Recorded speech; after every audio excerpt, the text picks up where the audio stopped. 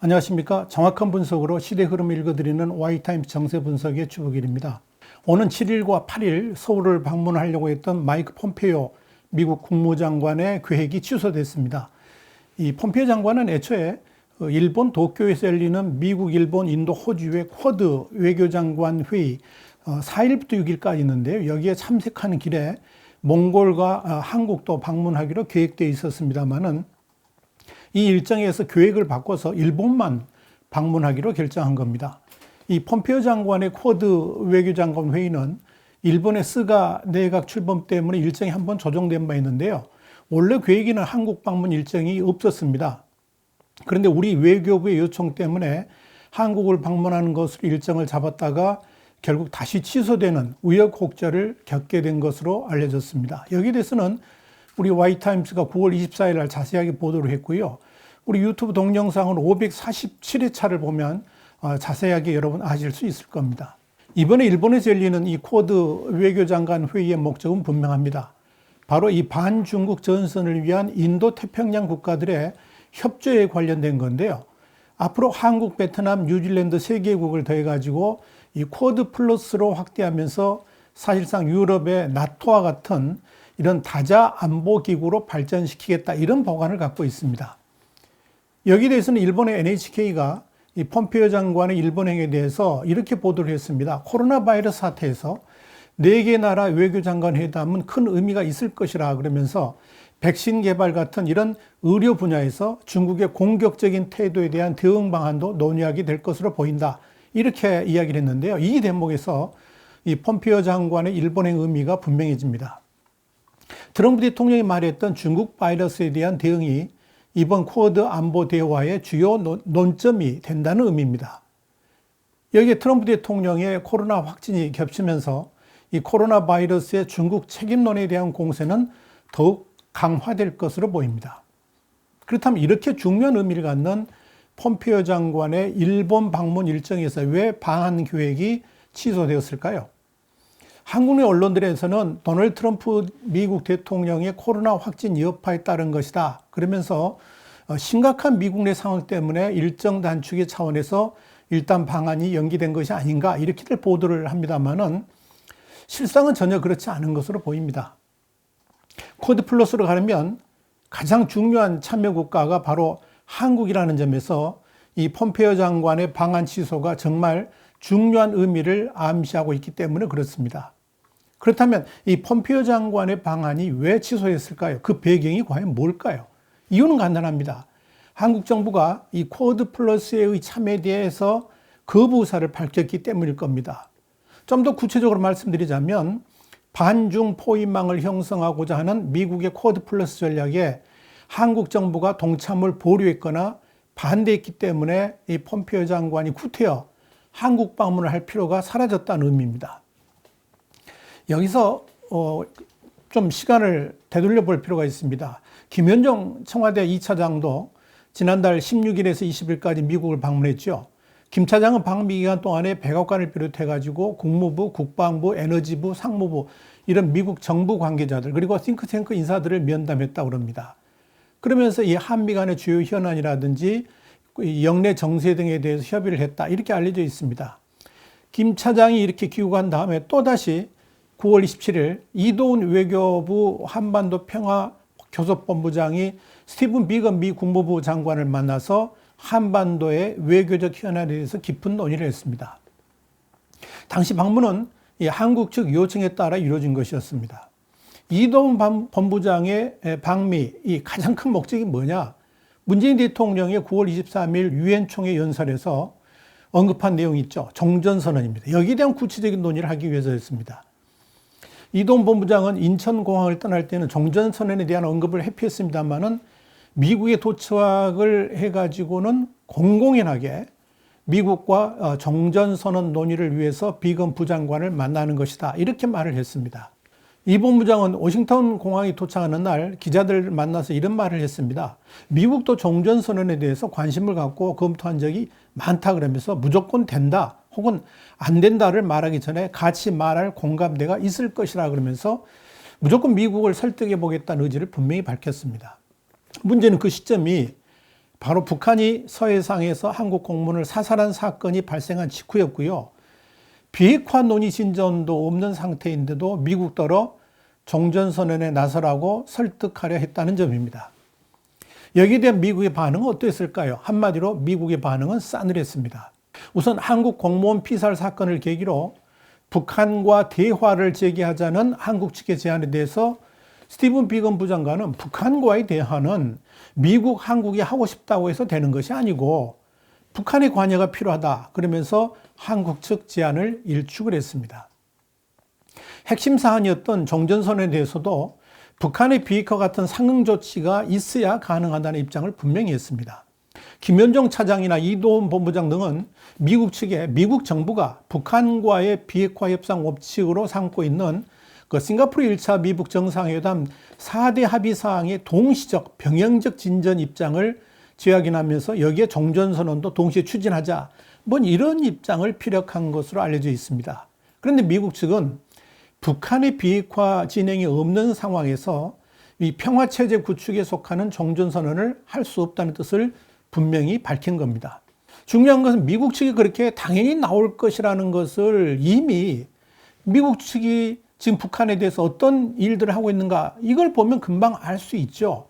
최근에 대북 제재 조치들 보면 미국의 의지가 어떠한지 금방 알 수 있습니다. 그럼에도 불구하고 문재인 대통령의 종전선언 구상을 무조건 밀어붙이기 위해서 무모하다고 해도 좋을 만큼의 쓸데없는 외교적 노력을 했다는 점입니다. 심각한 건 이런 한국 정부의 외교 정책이 사실상 미국과의 외교적 충돌로도 번질 수 있다는 점입니다. 이미 그런 징후들이 나타나고 있습니다. 이번 폼페이오 장관의 방한 취소도 바로 그런 관점에서 해석할 수 있을 겁니다. 복기를 좀 해보자면 쿼드 회의 참석차 폼페이오 장관이 일본에 방문하게 돼 있는, 이건 이미 결정돼 있었던 일입니다. 그런데 한국 정부가 폼페이오 장관의 방안을 추진했습니다. 외교적 소외를 우려해서 그랬겠죠. 또 문 대통령이 폼페이오를 만나서 직접 설득해보고자 하는 뜻도 담겨 있었을 겁니다. 중요한 것은 폼페이오 장관에게 종전선언은 지금 안중에도 없다는 겁니다. 지금 오직 반중 포위망을 구축하는 것입니다. 여기에 모든 관심이 쏠려 있습니다. 폼페이오 장관이 한국 방문을 수락하면서 일정에 넣었던 것은 한국이 바로 반중 포위망인 쿼드 플러스의 동참을 확인하려고 하는 차원이었을 겁니다. 그런데 한국 정부는 쿼드 플러스 참여에는 뜻이 별로 없고 오직 북한과의 종전선언을 통한 관계 개선에만 홀려 있었다 하는 것을 폼페이오 장관이 이도훈 본부장과 김현정 차장의 방미를 통해서 재확인을 한 겁니다. 여기에 정말 심각한 일이 하나 있었습니다. 지난달 25일 강경화 외교부 장관이 미국의 비영리 단체인데요, 아시아 소사이어티가 개최했던 화상회의에서 미국이 인도태평양 지역에서 중국을 견제하기 위해 역점 추진하는 전략이죠. 이 다자안보협의체 쿼드, 여기와 관련해 가지고 다른 국가들의 이익을 자동으로 배제하는 그 어떤 것도 좋은 아이디어가 아니다라고 생각한다, 이렇게 공개적으로 일축을 했습니다. 그리고 이걸 몇 번 또 같은 이야기를 했습니다. 쿼드 참여에 대해서 부정적 입장을 밝힌 겁니다. 이것이 바로 폼페이오 방안을 무산시킨 핵심 요인이 된 것으로 보입니다. 이와 함께 이 강경화 장관이 우리는 특정 현안에 대한 대화에 관여할 의사가 있지만 만약 그것이 구조화된 동맹이라 그러면 우리의 안보 이익에 도움이 되는지 심각하게 생각할 것이라고 말한 대목을 이게 이제 미국이 상당히 좀 엄중하게 받아들이고 있다, 이렇게 볼 수 있을 겁니다. 강 장관이 말한 구조화한 동맹이란 게 뭐냐? 바로 한미동맹을 지칭하는 겁니다. 다른 말로 표현하자면 한미동맹이 과연 우리의 이익에 진짜 부합하는 것인지 심사숙고할 필요가 있다는 뜻으로 해석될 수가 있습니다. 또 강경화 장관은 계속해서 안미경중, 안보는 미국, 경제는 중국, 이 원칙을 계속해서 이야기하고 있습니다. 이게 미국 입장에서는 불만이죠. 다른 차원에서 말하자면 원래 방한 계획이 없었던 폼페이오 장관을 한국에 오도록 일정 조정을 해놓고 뒤에서는 카운터파트인 외교부 장관이 미국의 핵심 외교 정책에 대해서 비판을 가한 겁니다. 이건 지극히 부적절한 일이었습니다. 아마도 이 양지에스의 한국 방문해서 미국질에 서지 말라고 이렇게 경고를 했는데 이게 바로 강경화 장관에게 영향을 미친 것이 아닌가 보여집니다. 여기에 우리 외교부가 왕이 외교부장의 방안을 추진하는 것에 대해서도 미국 측에 불만이 있었던 것으로 보입니다. 지난 8월 21일 양세스 공산당 외교 담당 정치국원의 방안에 이어서 또다시 왕이 외교부장의 한국 방문이 갖는 의미를 미국은 누구보다 더 잘 알고 있죠. 특히 미국은 강경화 장관이 1년에 이렇게 발언했던 것들은 동맹국인 미국보다 중국의 입장을 더 앞장서서 주장하는 것이었기 때문에 미국에게 한국이 한미동맹이 우선이 아니고 중립국을 자처하기로 결정했다는 시그널을 준 것으로 해석하고 있습니다. 그러니까 여러분, 이번 폼페이오 장관의 방한 취소가 주는 가장 큰 의미가 뭐냐? 북한 문제와 관련해 가지고 당장 한국과 논의할 만한 현안은 없다는 것이고요. 한국 측이 반중국 대열에 서지 않겠다면 중국 견제를 위해 연대하는 일본 같은 이런 우선 협력국들과 확실한 차별을 하겠다. 이런 뜻을 분명히 한 것이라고 볼 수 있을 겁니다. 이걸 다른 말로 표현하자면 되지도 않을 남북 대화 추진을 위해서 미국이 덩달아 춤추지 않겠다는 것이고요. 한국 정부가 미국하고 다른 길 가기를 원한다면 그렇게 해줄 수도 있다는 것을 암시해 준다고 표현할 수 있을 겁니다. 지금 이 상황에서 가장 안타까운 게 뭐냐? 한국 정부가 지금 흘러가는 판세를 전혀 읽지 못하고 있다는 점입니다. 강경화 장관의 발언이 이걸 그대로 보여줍니다. 쿼드 플러스를 만들고 이걸 통해서 반중국 연합전선을 만드는 것이 단순하게 중국의 부상을 견제하기 위한 미국과 일본의 얕은 수로 이렇게 지금 한국이 보고 있는데 이건 결코 아니라는 거죠. 강경화 장관이 잘못 보고 있다는 거죠. 강경화 장관은 이런 인도태평양 전략 구상의 의도와 목적에 대해서 무지하다는 것을 한눈에 보여줍니다. 쿼드는 다른 국가들이 이익을 자동으로 배제하기 위한, 그러니까 중국을 단순하게 배제하고자 하는 그런 전략이 아닙니다. 왜 인도태평양 전략이 나왔습니까? 왜 쿼드 이어서 쿼드 플러스를 미국이 구상합니까?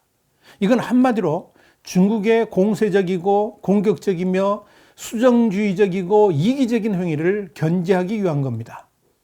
중국은 이웃 나라들과 더불어 함께 잘 살자는 주의가 아닙니다. 자신들이 중심이 되는 세계 국가 건설이 모든 정책이 기본이 됩니다. 그것이 바로 중화 사상입니다. 덩샤오핑 시기에 중국은 기존의 국제 질서에 편입하고 융화하려고 하는 뜻이 있었습니다. 그러나 지금은 전혀 그렇지 않습니다. 중화 패권주의를 통해서 전 세계를 복속시키려는 중국몽을 구현하려고 하고 있습니다. 그런 중국의 뜻을 금방 알 수 있는 것은 대표적인 정책이 바로 구단선과 제1도련선 이런 걸 보면 알 수 있다는 이야기입니다. 그런 식으로 자신들의 영해를 확장하면서 이걸 통해서 주변국들을 복속시키려고 하고 있습니다. 그렇게 되면 제일 먼저 피해를 보는 국가가 어디입니까? 바로 대한민국입니다. 남중국해 문제만 해도 그렇습니다. 지난 2015년 4월 시진핑 국가주석은 백악관 로즈가든에서 남중국해 인공섬의 요새화가 없을 것이라고 선언을 했습니다. 그런데 전 세계에 약속했던 그 다짐은 이미 삼화되어 버렸습니다. 심지어 필리핀이 국제상설중재재판소에 제소했던 영해 분쟁의 승소 판결조차도 중국은 무시했습니다. 그러면서 남중국해의 중국 내해 추진을 지속적으로 강행하고 있습니다. 만약 중국이 항행의 자유를 속박하는 남중국해의 중국 영해화를 하려 한다 그러면 제일 피해를 보는 나라가 어디입니까? 바로 대한민국입니다.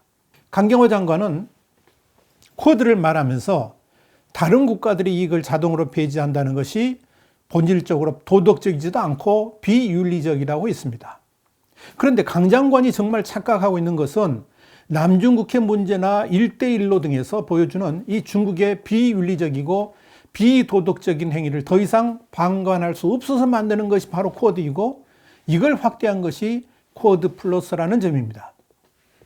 결국 쿼드 플러스는 우리의 국익을 해치는 것이 아니라 오히려 우리의 국익을 보호하기 위해서 또 중국을 제외한 다른 나라들의 국익도 보호해 주기 위해서 미국이 추진하고 있는 겁니다.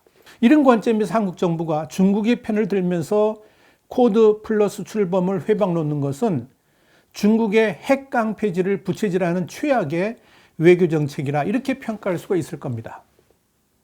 그런데도 쿼드 플러스 출범을 외면하려고 하는 겁니까? 이런 관점에서 폼페이오 장관의 한국 패싱이 더욱더 한국의 미래를 우려하게 만듭니다. 다시 한번 강조합니다. 지금은 협의체에 불과하지만 이 쿼드 체제는 반드시 전력화될 겁니다. 다가오는 미국 대선에서 누가 대통령이 당선이 되든지 간에 미국의 정책으로 지속적으로 추진될 겁니다. 그렇기 때문에 더 이상 좌고 우면해서는 안 되는 겁니다. 제발 이런 세계적인 흐름의 판세를 우리 외교부가 잘 읽었으면 좋겠습니다. 와이타임스 정세 분석이었습니다. 다음 시간에 다시 뵙겠습니다. 감사합니다.